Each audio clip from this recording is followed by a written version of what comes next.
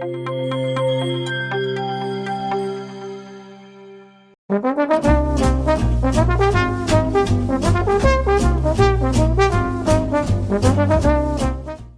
the name of the book is Twas Christmas to Passover. And joining us for that conversation is the author of the book here on Author's Corner, Stephen Ahokas.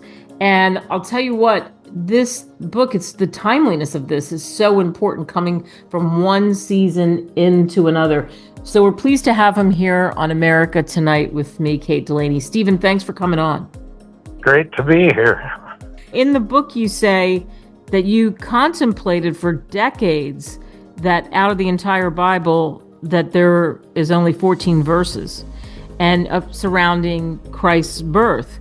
And you talk about the verses describing what it is and the celebration and all of that and what people feel, but that a lot of people, and you're saying this, don't really understand, the masses don't fully understand it, not because a lot of these things aren't good and they're not trying to explain the meaning of the verses, but you say that there was a single verse that really, and you said it hit your heart every single time. Tell us that verse.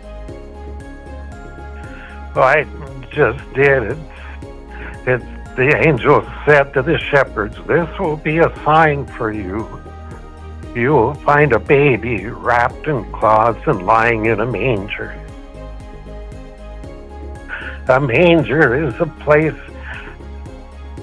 it's probably a feeding trough or watering trough, but it was undoubtedly located in a place where livestock dwell. What an appropriate place for the Lamb of God to be born. Right. And that's what you, and then in talking about in our minds and wrapping our minds around that, it's one of those facets of the story that that people don't fully understand. And again, that's so much of what you're talking about here. And you also say, you know, for the seasons to come, the things that looking at Passover and looking at the journeys and looking at all of that, when people read your book, what do you hope they walk away with? Well, I mean, the circumstances surrounding Christ's birth are nothing until you understand how it infers what it infers about him. People don't understand who it really was that was born that day. Let me kind of read just a short paragraph out of the book. The circumstances surrounding Christ's birth was an inference at birth of why he came to earth. It was an inference at birth of what kind of ministry he would have and what the purpose of his ministry would be. It was an inference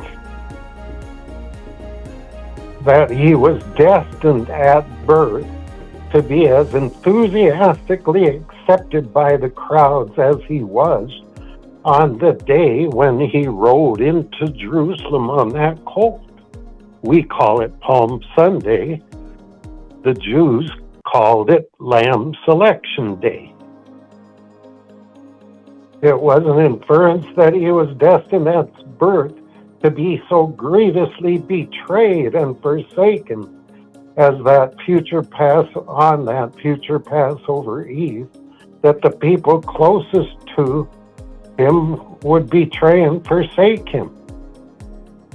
One betraying him with a kiss and the others fleeing or denying they even knew him. It was an inference that he was destined at birth to be so grievously betrayed and forsaken by the nation of Israel that during that Passover Eve, the crowd would vehemently cry out, "Crucify him!" It was an inference at birth that he was destined at birth to die the kind of death that he died. It was an inference at birth of why he would die that kind of death. It was an inference at birth of what day of the year he would die on.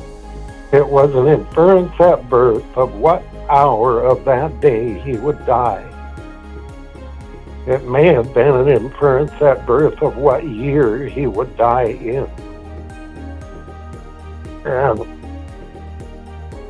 I want people to fully understand now who it was that was really born that day.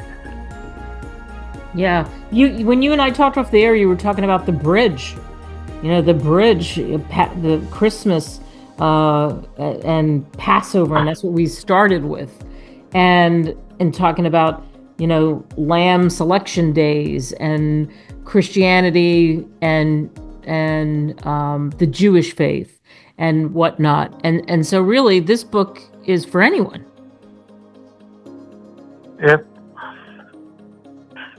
goes back to what I said earlier. You can't understand the meaning of Jesus' birth without studying the circumstances surrounding his death, too.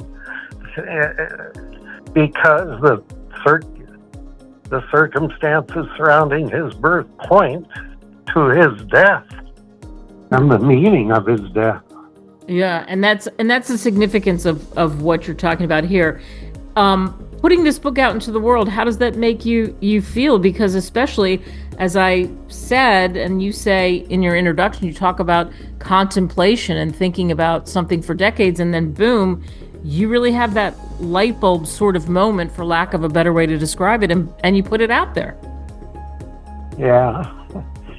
Well, I never thought of myself as a writer or an author, but my church has done live nativities for several years, and I've written little things about this picture in Christmas programs that I've written too for the church. Tell them about your dad, because I mentioned that at the top, that he was a pastor, and the impact he had on you. Yeah, my dad and I, we had a special bond between us. I mean, he was a pastor. I grew up, I was exposed to the things of God in his church and in his home. But I was also exposed to the things of the world and how the world tries to explain away the meaning of Christ's birth and death. But I went off to veterinary school at Ohio State. I got involved in Campus Crusade for Christ and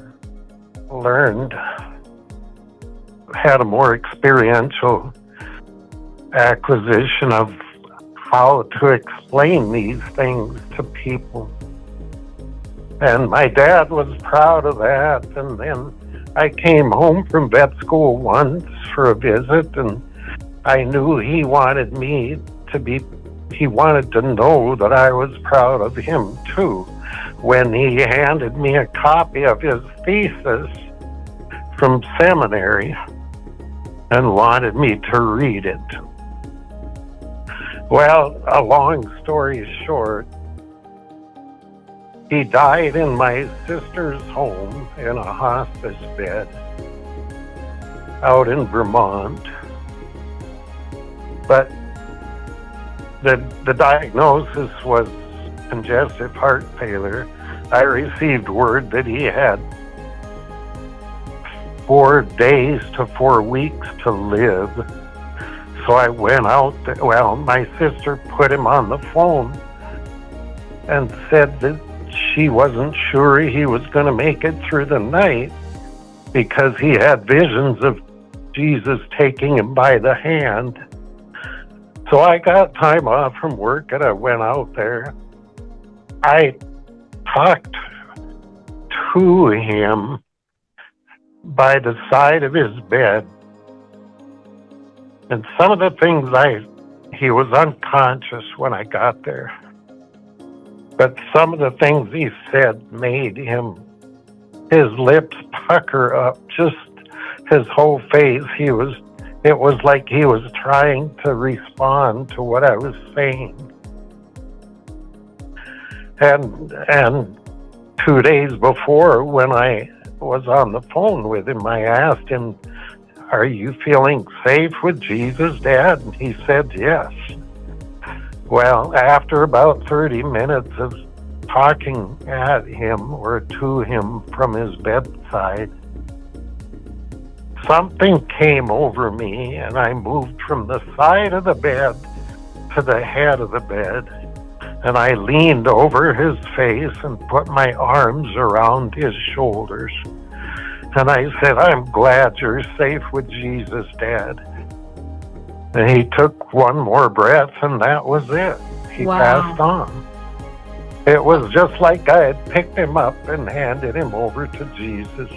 What a gift for you and for him. Yeah, it was closure. I can only imagine what his coronation was like in heaven. Boy, yeah, no kidding. Wow, well, what a beautiful story, and I'm so glad that you shared that as well. And boy, pick up the book, "Twas Christmas to Passover," and all that in between that we have just talked about. Stephen, thank you. Yeah, thank you.